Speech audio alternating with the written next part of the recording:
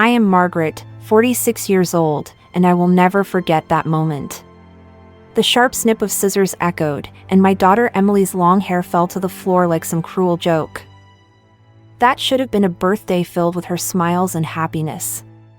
But instead, the room only rang with the vicious laughter of my own mother and my sister. I froze. That image dragged me back to when I was 15, and my heart trembled. I clenched my hand tight, and for the first time in my life, I whispered to myself, "No. This time, no one will stay silent." And before I tell you what happened next, and why that sound of scissors forever changed the fate of my family, leave me a comment, letting me know where you're watching from, and hit like if you've ever witnessed a family gathering turn into an unforgettable round. It all began at Emily's 16th birthday party. The house was decorated with pale pink ribbons, balloons taped along the walls, and a large cake placed neatly on the dining table. I had prepared everything myself, just wanting my daughter to have a truly joyful day. Emily glowed in a sea blue dress, her long silky hair cascading down her back like a curtain shielding sunlight. I remember thinking, she's so beautiful, and today she deserves happiness. Not many guests came, only a few close relatives. My mother sat at the head of the table, her face stern as always. Next to her was Linda, my younger sister, in a striking red dress. From the moment she walked in, Linda couldn't hide her mocking smile when she looked at Emily. Emily blew out the candles to scattered applause. I clapped loudly, trying to encourage her, hoping that cheer would drown out the heavy silence in the room. But then, once the birthday song ended, Linda leaned closer, eyeing Emily's hair, and burst out laughing. "Oh my, why does the girl keep her hair this long? Looks like she's dragging a messy heap behind her." I froze, my chest tightening as if someone had gripped it hard. Emily forced a smile, brushing her hair with her hand, but her eyes dimmed. Before I could react, my mother chimed in, her voice cold. "Linda's right. If the girl tied her hair up, no one would be able to tell her apart from the haystacks in the yard." A sharp, cold laugh rang out. I saw Emily's shoulders quiver, but she stayed seated, pretending to be fine. I was about to defend her when Linda reached for the scissors stuck in the flower vase on the table. Everything happened too fast. Snip! A chilling sound cut through the air. A long black lock fell onto the table, then slid to the floor. Emily screamed, but her cry was drowned out by Linda's giggle. "See? Looks better already," Linda said, still holding the gleaming scissors. My mother clapped softly, her eyes flashing with delight. "Cut more, make it tidy." Emily clutched her head in panic, tears streaming down her face. I sprang up, but my legs felt nailed to the floor. The room went silent for a few seconds, filled only with my daughter's sobs and their mocking laughter. A few other relatives sat at the table, they lowered their heads, staring at their phones, pretending silence could hide their shame. I looked at the floor, strands of long, silky hair, fragments of pride and youth, scattered like ashes. In that moment, I didn't just see Emily, I saw myself 30 years ago, standing helpless in this very house, when Linda was cherished and I was mocked, dismissed. Emily bolted from her chair, running straight to the bathroom, leaving me standing there with a shattered heart.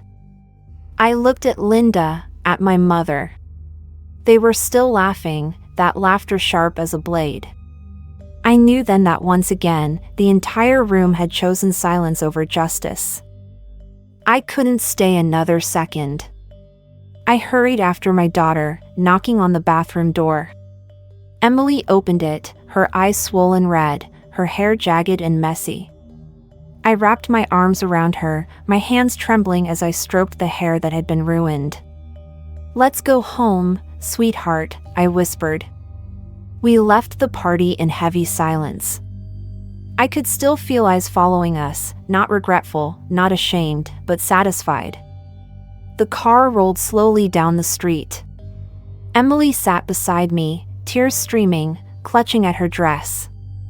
I reached out my hand, but she pulled away, pressing herself against the window, her face reflected in the glass blurred with tears.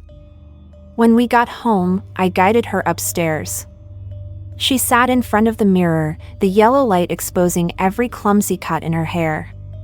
Emily raised her hand to touch her own reflection, then broke down, sobbing uncontrollably.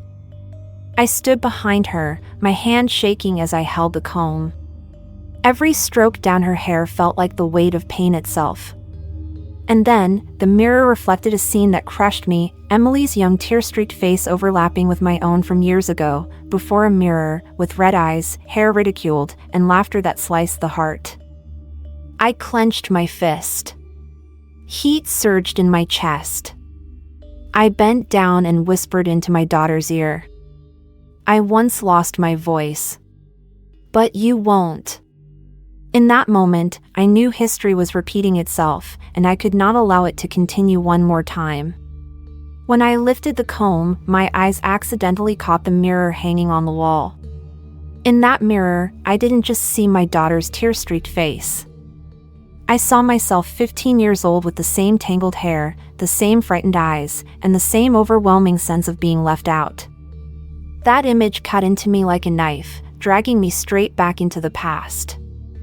I remembered vividly those endless family dinners in that house, where my parents always placed the best cuts of meat in front of Linda. And me? I was usually given only the scraps, the pieces already dried and tough. Once, when I dared to ask, "Mom, Dad, why does Linda always get the better pieces?" My mother didn't even look up, her tone sharp. "She studies hard, she's well-behaved, she deserves it more. You, on the other hand, are always distracted, always complaining. How could you compare to her?"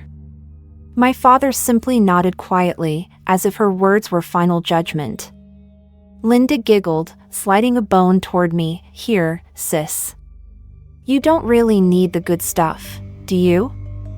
I also remembered my 15th birthday. I had been excited for a whole week, hoping my parents would remember. But that day, all their focus was on preparing a cake for Linda because she won the state academic award, and that deserved celebrating.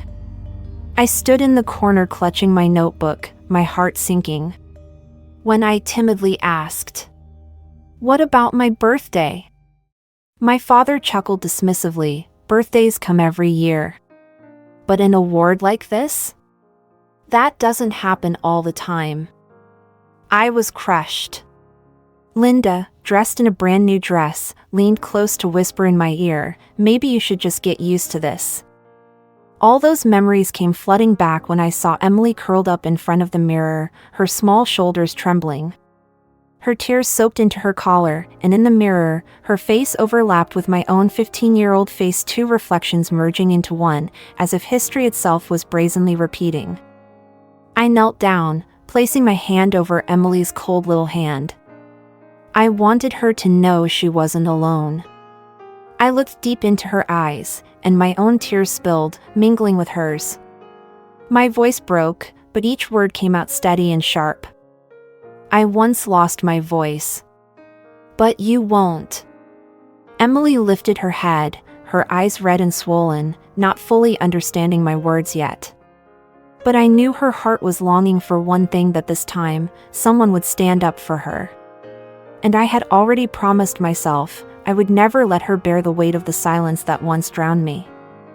I closed the bedroom door behind me, but Emily's muffled sobs still echoed in my head, clinging to every step I took. In the hallway, I paused in front of the tall mirror hanging at the end of the wall. My reflection stared back at me, a middle-aged woman with graying hair and eyes heavy with long-buried resentment, and behind her flickered the image of the trembling little girl I once was. The two halves blended into one, and I knew with certainty, if I didn't act, Emily would keep living inside the same merciless cycle I had endured. I tightened my grip on the doorknob and drew in a long breath. This time, I wouldn't let history repeat itself. And as I turned away, my heart pounded not just with fear, but with resolve. A resolve that very mirror had reminded me of. I must break the cycle of silence, even if it means confronting anyone, even my own parents. I knew I couldn't let things end there. After soothing Emily to sleep, I slipped on a thin wool coat and drove to my parents' house. All the way there, my hands gripped the steering wheel so tightly my knuckles turned white. A part of me still wanted to believe that, at 70, my parents must have changed. That they would see their granddaughter's wound and soften, maybe admit a few things. But another part, the part that had once been abandoned, knew well, maybe I was only deluding myself. The old wooden door creaked open, and the familiar smell of air freshener rushed into my nose, carrying me back to childhood. My parents were sitting in the living room, the TV playing the evening news. I hadn't even sat down before my father's voice rang out, indifferent, as if I had just come to share a dull story. "Kids fool around, that's all. Don't make a big deal of it." I froze. That simple, short sentence cut into my chest like a blade. I thought of Emily's tear-streaked face, of her small, cold hand I had just held. My whole body trembled, but I forced myself not to cry in front of them. She wasn't fooling around. "She's hurting," I said, hearing my own voice echo in that room that felt both too familiar and too foreign. "I used to hurt the same way. And you never saw it." My mother set her teacup down on the table, eyes never leaving the TV screen, her voice soft but barbed. "You always blow things out of proportion. We raised both of you fairly.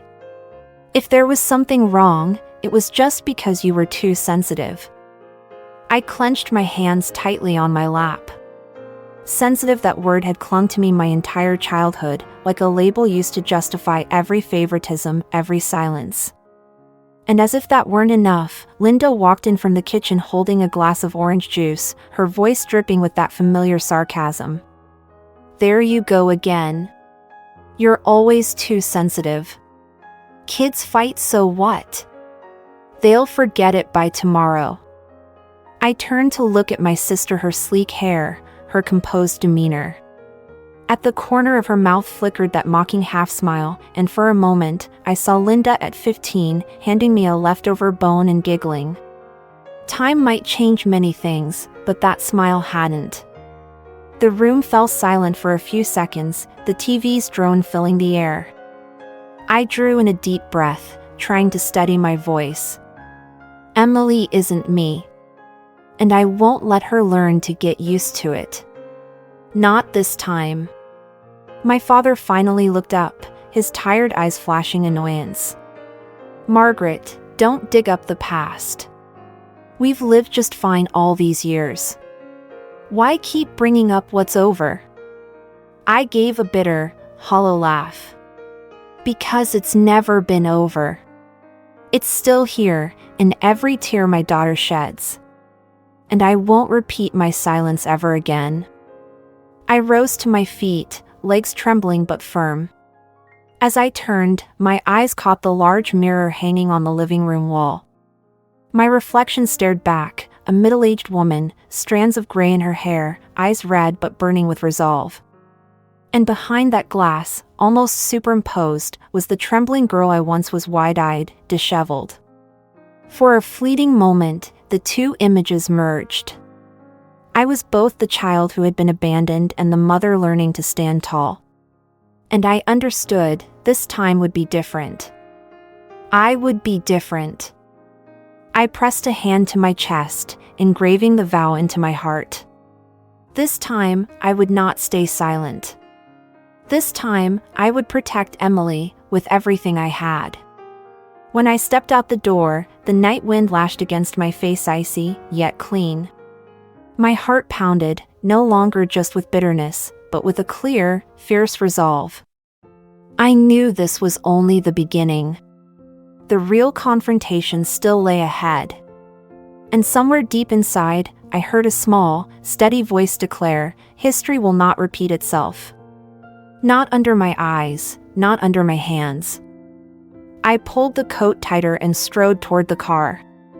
In the glass of the window, my reflection blurred in the golden porch light. That woman, that was me, and also the girl I had been. We had found each other in the mirror, and together we vowed, this time, it will be different. I never thought my daughter would choose that way. The next morning, while I was still preparing breakfast, the phone kept buzzing on the kitchen table. I opened it and immediately saw an image that made my heart clench. Emily, with swollen red eyes after a long night, her young face tender but resolute, snapping a close-up of her badly chopped hair. And right under the photo, she wrote a short caption, "They said I don't deserve to shine." Just 7 simple words, yet I felt as if thousands of knives were carving into my chest. I read it over and over, tears threatening to fall. I remembered Linda's mocking laugh last night, remembered my parents' indifferent gaze. And now, Emily had chosen to speak out, not to us, not within the 4 walls of a family drowned in silence, but to the world out there. Notifications poured in, hearts, comments, shares. Within just an hour, her photo had hundreds of likes, dozens of comments from classmates. A hashtag began to appear again and again, #LetEmilyShine. I collapsed into a chair, my hands trembling as I scrolled down to read. Emily, you're beautiful no matter what. No one gets to dim your light. Shine, girl. We got you. Amid all those words, I saw a new strength, not from me, but from other children, kids Emily's age. They were standing with her, giving her what I had craved my entire childhood, recognition. I was both angry and heartbroken. Angry because my daughter had suffered cruelty so deep she felt she had to speak publicly. Heartbroken because I saw her searching for a place to be heard, when home was supposed to be the safest place. But through all those tangled feelings, I also understood this was an opportunity. A chance for the truth to no longer be buried in the family's shadows. The phone lit up again, the screen like another mirror. But this time, not the mirror hanging on the living room wall, where I once saw the reflection of an abandoned child. This was the mirror of a new generation, a place Emily dared to face, and where others saw her. I quietly walked into her room. Emily was curled up by the window, wrapped in a blanket, the phone glowing in her hands. She flinched when I opened the door, then quickly pulled the screen away, as if afraid I would scold her. I sat down beside her, my hand resting gently on her shoulder. I saw it, I whispered. I see you're so much stronger than I ever was. Emily bit her lip, her eyes red and wet. I just don't want them to think I'm weak. I don't want to be like you back then. Her words made my chest tighten. But instead of feeling hurt, I felt something else, the raw truth. She wasn't wrong. I had stayed silent too long, and now Emily chose to break that silence. I pulled her into my arms, kissed her uneven hair softly. You're not weak, Emily. You're teaching me how to stand up again. The notifications chimed once more, drowning out the quiet of the room. The #LetEmilyShine had already spread beyond her school. Unknown accounts were commenting, support pouring in from strangers we had never met. Somehow, the online community had become an invisible shield protecting her. I knew social media could also be cruel. But in that moment, I couldn't deny it. It had given Emily a voice the family once stole from her. I took my phone, reposted her photo, adding a simple line, "My daughter deserves to shine." And this time, I will stand beside her. Minutes later, the notifications surged again, this time, not only for Emily but for me. Thank you for standing with her. Proud of you, Mom. My heart trembled and warmed at once. For so many years, I had felt small, lost in the middle of my own family. But now I realized I was no longer alone. Emily was no longer alone. We had each other, and we had strangers willing to stand in solidarity. That night, I watched her sleep peacefully, her face calmer than the night before. The phone on her nightstand still glowed, its light casting a soft hue on the wall. I smiled quietly. That light wasn't just from a device. It was a small flame rising from her heart, from mine. I knew clearly, this journey would not be easy. My family would not sit still while the truth was dragged into the open. Linda would retaliate, my parents would try to smother it. But I had seen the light, and Emily had planted its seed. And in that light, I swore to myself, this time, we will not bow our heads. As I closed her bedroom door, I whispered like a vow, you've started this, and I will walk with you to the end. Outside, the night was thick and dark, but inside, the phone screen still glowed like a small lantern. A new mirror, where Emily was seen, was heard. And I knew, starting tomorrow, the real storm would begin. I knew I couldn't just sit still and wait for a social media storm. Linda would find a way to twist everything, my parents would pretend as if nothing had happened, and then everything would fall back into silence like it always had. But this time, I didn't want the truth to be buried anymore. I began searching for a lawyer. Not everyone is willing to take on cases like this, because family disputes are often seen as too trivial to be taken into the legal system. But then, thanks to a friend's introduction, I met Daniel, a young lawyer in his early 30s, with bright eyes and a steady voice. He listened to every detail I shared, never showing impatience or dismissiveness. You're not just seeking justice for your daughter, Daniel said. You're building a mirror for other children to see that the truth has value. Those words felt like fuel to my spirit. I started digging up things I thought had long been left to rest, my teenage diary, filled with pages upon pages of feelings of abandonment, comparisons, and being overlooked. Some lines were blurred with tears, but those very marks became the clearest proof of how long favoritism had lived in my family. I still kept an old letter a high school friend had written to me, comforting me with the words, "You deserve to be loved just like anyone else." I had never imagined that one day, that letter would become a crucial piece in a bigger picture, the picture of truth. Daniel told me, every piece matters. We're not just telling a story, we're showing how it stretched on, relentlessly, so no one can deny it. While I buried myself in gathering evidence, Emily was being guided down a different path by her grandmother. One afternoon, when I stepped into the room, I saw the two of them sitting together at a small table, sunlight streaming in, making my mother's silver hair glisten like threads of light. Emily was holding a pen, her face focused, writing carefully. She's rewriting her story, my mother smiled, in her own voice. I froze. Emily wasn't writing to accuse, but to tell, to carve out a new language for her pain. I heard my mother softly read a few lines Emily had written, I'm not broken. I'm finding my voice. My eyes stung. I understood this was the missing piece I couldn't do for her, the strength to redefine herself on her own terms. That evening, when it was just the two of us, I asked Emily if she was tired. She shook her head, then whispered, you know, Mom, strength isn't being the loudest. It's daring to stand when everyone wants you silent. I was speechless. Such a simple sentence, yet it thundered in my heart louder than any speech ever could. She was right. For years, I had stayed quiet, let others dictate, let Linda manipulate as she pleased. And now, my daughter with her jagged short hair and swollen eyes was teaching me what true strength meant.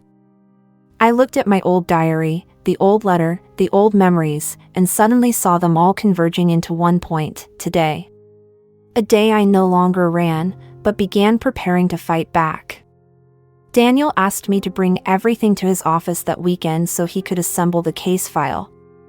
I carefully packed each item, each piece of paper, into a box. When I closed the lid, it felt like I was sealing off an old chapter, ready to open a new one. That night, I sat by Emily's bed, listening to the scratch of her pen on paper. The desk lamp shone onto the blank page, reflecting on her face that was slowly finding peace again. I thought, maybe this is how we move forward together. I gather the truths of the past, and Emily rewrites the present in her own voice. In that small room, I saw clearer than ever, this was no longer just my fight. It was a journey for both mother and daughter. And as the night wind drifted softly through the window, I whispered to myself, "We've begun.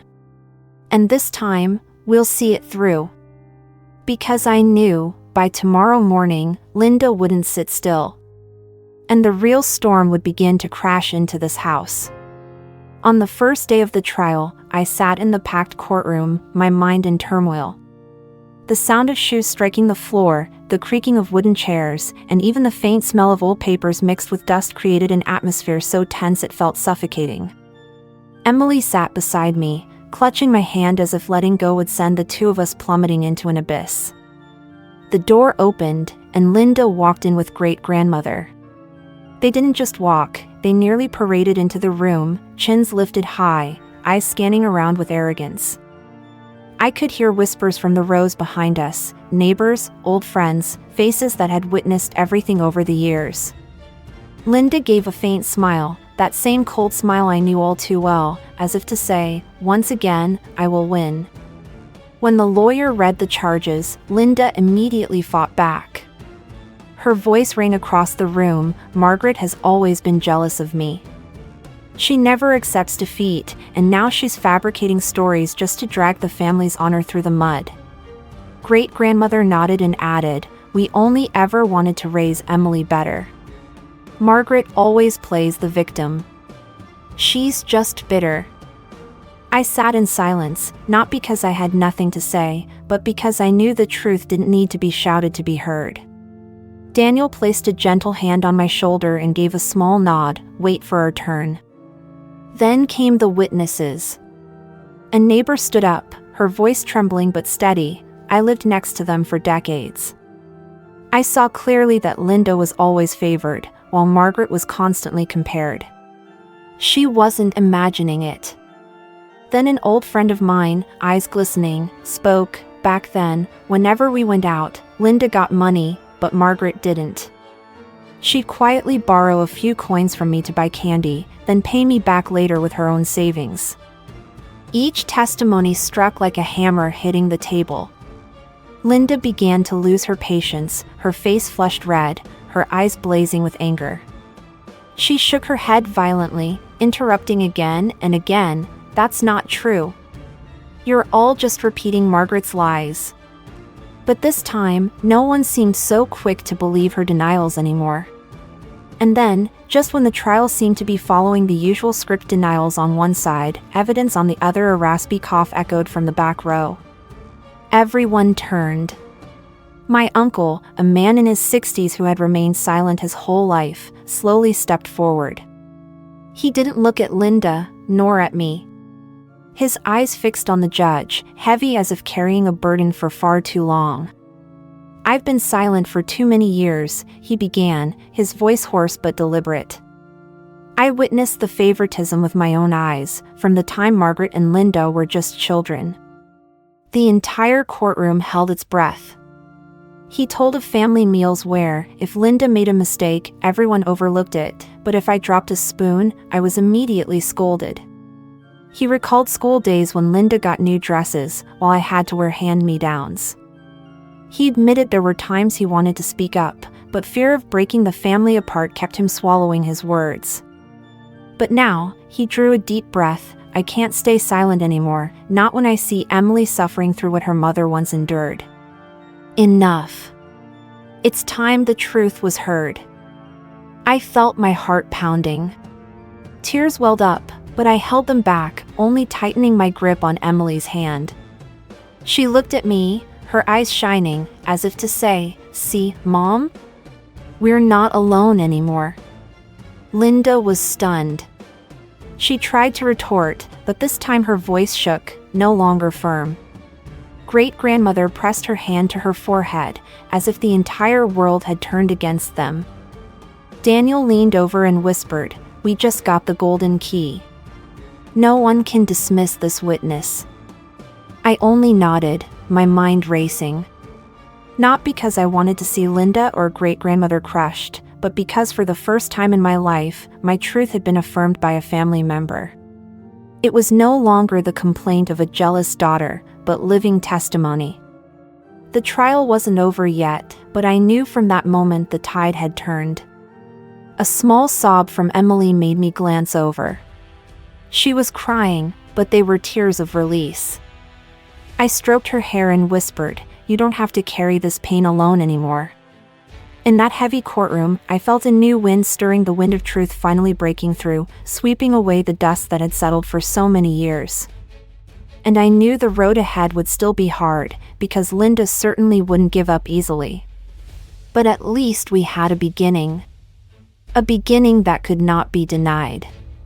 Because as the courtroom doors closed, I saw it clearly in everyone's eyes. This was no longer just a family conflict. It had become a public battle. And in my heart, I whispered, "Linda, this time, I will not back down." The courtroom was already strung tight like a bowstring, but when my lawyer placed the small USB drive on the table and asked permission to play the video, the atmosphere instantly thickened. I could hear my own heartbeat pounding, echoing in my chest like a war drum. Emily sat close to me, her tiny hands gripping mine so tightly that my knuckles turned white. The screen lit up. In the dim glow of the hidden camera, the images came into focus, Emily sitting on a wooden chair, her long hair falling over her shoulders, while Linda stood behind her, scissors in hand. The first sharp snip rang out, cold and metallic, slicing straight through the air. The entire courtroom froze. Not a whisper, not a single creak of a chair. Only the steady sound of the blades opening and closing, each cut as if slicing into the dignity of a child. On screen, Emily trembled, tears pooling in her eyes, lips pressed tight. When the strands of hair fell to the floor, the room itself seemed to harden into stone. I could hear my own ragged breathing, along with sniffles from the witness bench. A middle-aged woman dabbed at her tears, shaking her head over and over. Emily, sitting beside me, lowered her head, her shoulders trembling. I squeezed her hand and whispered, "It's okay, sweetheart, I'm right here." She lifted her gaze, her eyes red but steady. Then, to everyone's surprise, she stood up. Whispers rippled through the courtroom as Emily slowly walked forward. Her small hands were still trembling, but her voice rang clear, sharp and bright, "I don't want anyone deciding who I am anymore." One short sentence, but it pierced the thick silence like an arrow. I felt my whole body shiver, while Daniel exhaled beside me, his eyes shining with pride for Emily. Linda shot to her feet. Her face flushed crimson, her eyes blazing. She jabbed her finger at Emily and shouted, "She's just a kid. She doesn't know anything." "This is all some script," Margaret coached her to say. Her screams bounced off the walls, stripped of authority, leaving only bitterness and unhinged fury. Some spectators shook their heads, others whispered to each other, but no one stepped forward to defend Linda now. The judge struck the gavel several times to restore order, but the cold, condemning stares from the gallery said it all. Those feeble defenses only exposed Linda's cruelty further, as if she had ripped off the mask she'd spent years constructing. Emily turned back to me, her eyes gleaming not just with fear anymore, but with something brighter. I rose and joined her, laying my hand on her shoulder. "You don't have to be afraid," I whispered, just loud enough for her to hear, "because you just did something it took me years to find the courage to do, you spoke up." Linda slammed her hand on the table, desperate to interrupt, "This is all staged. That girl doesn't understand a thing. You're all trying to destroy this family." But her voice, shrill, distorted by rage, shattered the last wall of her defense. Those who had once stayed silent now murmured openly, their eyes cutting toward Linda with contempt. My uncle, the one who had finally broken his silence in the previous hearing, slowly stood. His voice was low but firm, "That's enough, Linda. Everything's clear now. No one believes you anymore." Linda whipped around, but no words came out. My grandmother, sitting beside her, buried her face in her hands, her frail shoulders trembling, unable to look her granddaughter in the eye. Emily, her hair now uneven and jagged from that cruel cutting, stood tall and drew a deep breath. She didn't need to say another word, her presence alone was living proof of everything that had been done. I wrapped her in my arms, feeling her chest heave against mine. In that moment, I knew my daughter was no longer the fragile child forced to bow her head. She had chosen to stand tall, even as her shoulders trembled. The hearing was adjourned to restore order. As the courtroom doors closed behind us, the echo of those chilling scissor snips still rang in my mind. But threaded through the haunting sound was something new, the certainty that we were no longer fighting alone. Because from the moment Emily said, "I don't want anyone deciding who I am anymore," this battle stopped being mine alone, it became ours. And as we took our slow steps out of the courtroom, I knew with clarity, what awaited us ahead wasn't just a verdict, but the final battle where truth would finally stand face to face with power. The news about the trial spread faster than anyone imagined.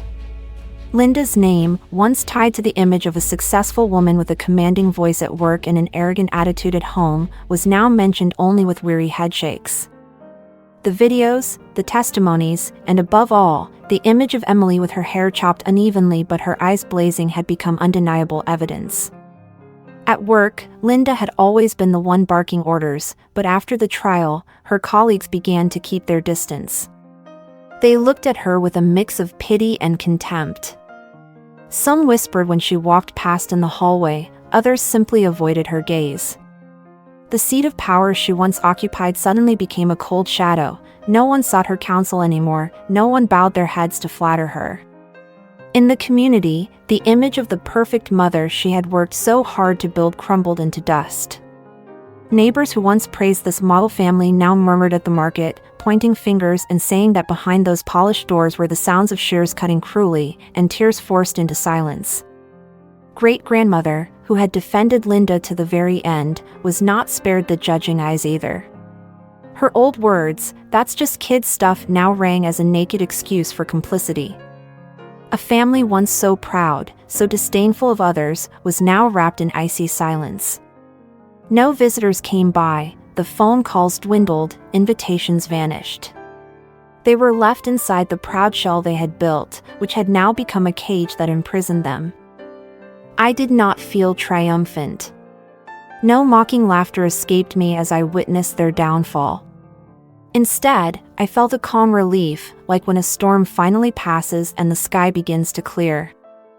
I held Emily's hand, looked into the small bedroom mirror of our home, and saw a new reflection, not a woman crushed by the past, not the little girl Margaret who once swallowed her tears in silence. In the mirror, I saw a steady woman. My hair had a few strands of silver, but my eyes were bright and no longer trembling. I smiled at myself, and I smiled at the little girl I once was. I whispered, as if sending a message back to that child, "At last, we dared to stand up." Emily wrapped her arms around me from behind, resting her chin lightly on my shoulder, and whispered, "Mom, we're okay now, aren't we?" I nodded, placing my hand over hers, feeling the warmth of her skin spread into me. "Yes, sweetheart. We're okay now." In that moment, I realized everything I had done wasn't only to protect Emily, but also to protect the child inside me, the little girl Margaret. And as my eyes and Emily's met in the mirror, I knew I wasn't walking alone anymore. But the journey wasn't over. What lay ahead wasn't just Linda's collapse or great-grandmother's silence. What lay ahead was a new door, where Emily and I would continue to write our own story, not dictated by anyone else, but in our own voices, with our own choices. And as I gently closed the bedroom door and led Emily outside, I knew the next part of this journey would not be about confrontation, but about healing. Because after the fall of darkness, that's when the real light begins. Since the trial, I realized Emily began to change little by little. She no longer hid behind me whenever strangers came near. Instead, she stepped forward, her eyes growing brighter, her voice clearer. One afternoon, as the two of us cleaned the room, Emily held onto the small box that contained the strands of hair cut off the other day. She looked at me, pressed her lips together, and softly asked, "Mom, is there something we can do so it won't be a sad memory anymore?" I stayed silent for a moment. Then suddenly I thought of the old sewing machine in the attic. Emily and I spread the hair out on the table, our fingers running through each strand, gently weaving them together. Grandma joined in too, bringing a few shimmering ribbons. 3 generations sat together, patiently braiding each piece, turning the strands of hair that had been forcibly cut off into something else, a soft wreath, glowing under the light. Emily clutched it tightly to her chest, whispering, "This will be my crown." When the day of the school play arrived, Grandma and I sat in the middle row, holding hands. As the curtain slowly rose, Emily stepped forward, wearing her new crown made from the very hair that had once been cut. The auditorium fell silent for a moment, then erupted in applause. She stood tall, her eyes blazing, her voice ringing out loud and clear, "I matter." That brief sentence pierced through me like an arrow. I felt I was no longer just the mother sitting in the audience. I saw the little girl Margaret I once was, trembling, silent, always thinking my worth depended on someone else's approval. And in that instant, with tears streaming down my face, I whispered, "And so do I." Emily looked down, caught my gaze, and smiled softly. I knew she heard me, even if no one else could. In that room filled with bright lights and thunderous applause, there was only one invisible thread tying us together, stronger than anything else.